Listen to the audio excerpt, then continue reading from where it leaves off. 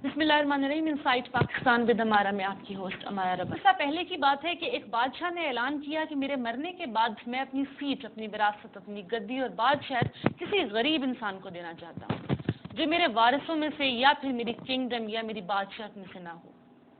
उसने बहुत चुन के एक ऐसे शख्स को चूज किया, ऐसे शख्स का इंतखाब किया जो एक महज कुम्हार था और उसकी जायदाद में सिर्फ एक गधा था और उसके अलावा कुछ भी नहीं। उसके रहने के लिए उसके पास अपना मकान और छत तक भी नहीं था। उसने उसको इंतखाब किया, उसे कहा कि मेरी बादशाह की विरासत, जो भी चीज़ मेरी बादशाह में है, मेरी गद्दी में है, वो सब मैं तुम्हें देना चाहता हूँ, लेकिन तुम्हें एक मुख्तसिर से टेस्ट से गुजरना पड़ेगा, एक ऐसे इम्तिहान से गुजरना पड़ेगा जो मैंने तुम्हारे लिए रखा है, जबकि बादशाह मैं अपनी औलाद में से भी किसी को दे सकता था। जब वो इंतखाब करने के बाद उस शख्स को बुलाया गया और कहा गया कि ये इम्तिहान तुम्हारे सर से गुजरना है, तो उसके बाद वो कुछ घबराया, लेकिन उसको लगा कि शायद बादशाह के मुकाबले में ये इम्तिहान बहुत ही आसान है। इम्तिहान कुछ ऐसा था कि उसको कहा गया था कि जिस कब्र में उसको मरने के बाद, बादशाह को मरने के बाद जाना है, उसमें सिर्फ और सिर्फ एक रात गुजार ले। और उसके बाद जब वो उस कब्र में उतरा और रात को गुजारा, उसके बाद अगले दिन जब वो वापस आया तो उसने कहा मुझे बादशाह नहीं चाहिए। लोगों ने मामला पूछा कि बादशाह तो बहुत बड़ी चीज़ है, महज तुम्हें एक रात कब्र में गुजारनी पड़ी है और उसकी वजह से अब तुम्हें बादशाह कबूल नहीं है, जबकि तुम इसके लिए बहुत राजी थे और बहुत सी दुनिया भी इसके लिए खड़ी है। उस गरीब शख्स ने कहा कि उस रात को मेरे साथ क्या हुआ, अगर आप ये सुन लें तो शायद आप भी बादशाह से इनकारी हो जाएं।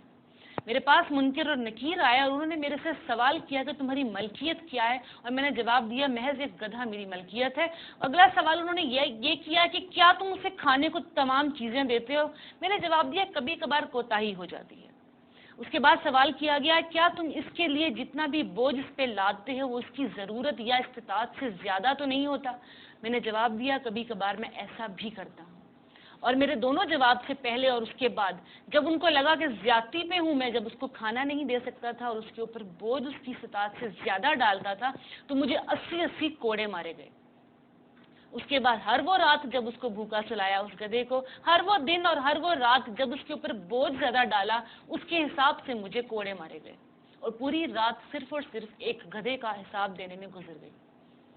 अब अगर बादशाह मेरे हाथ में है तो मैं रियाया का जवाब कैसे दूंगा, वो जिसमें हजारों करोड़ों लोग हैं, जिसमें जानवर भी शामिल हैं, जिसमें बशर भी शामिल हैं, मैं उनका जवाब कैसे दूंगा, जबकि एक गधे का जवाब देते देते पूरी रात निकल गई।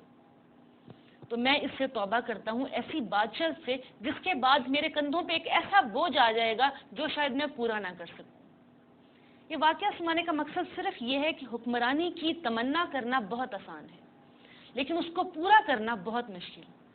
आप अगर ये जान जाएं कि जिस रियाया के वोट लेके आप सर पे बैठते हैं उसके बाद उसकी जिम्मेदारी कितनी ज़्यादा होती है, तो शायद आप भी तौबा कर दें और ये हुक्मरानी का जो लालच है वो कहीं ना कहीं मादूम हो जाए।